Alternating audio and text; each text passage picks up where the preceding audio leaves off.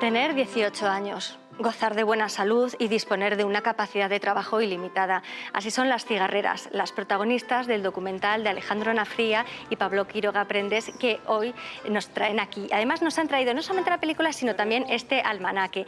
Y para hablar de ello y por qué nos lo han traído, están aquí sus directores Alejandro, Pablo, por favor, contadnos. Hola. Pues hemos traído ese almanaque porque, aunque la fecha es de 1995, la fotografía es de 1954.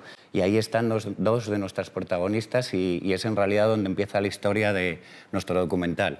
Una cosa que tuvimos siempre clara es que no queríamos contar los 140 años de historia, sino dar voz a aquellas cigarreres que todavía están vivas y que no solo nos podían contar esta última temporada, sino cómo fue el cierre de la fábrica. Luego la perilla sí era muy difícil de hacerla. Había taller de habanos, donde se hacían para los ministros de Franco y toda esa historia. En una ocasión un jefe me propuso ir a aprender a hacer cigarros a mano, que era un taller que estaba un poquitín separado y donde había como 8 operarias o así, y era un taller muy selecto, y claro, yo ni me lo pensé. Para mí los cigarreres son una parte de las más importantes de Gijón. Le han dado un cariz, una idiosincrasia que no existiría sin ella, y aparte la fábrica de tabacalera, el edificio, creo que es uno de los más importantes, si no el más importante de esta ciudad. Sí, estamos falando también de un documental de patrimonio industrial.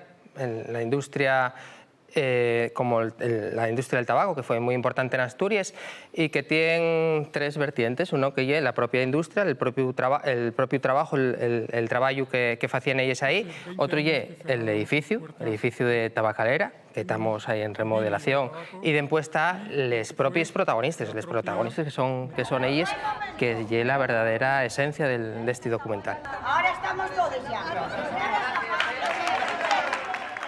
Además del documental, es curioso porque en la película se dice las cigarreras fueron Gijón. Y es cierto, porque además gracias al cine, las cigarreras no solamente han sido Gijón, sino que también forman parte de nuestra vida. Que las disfruten.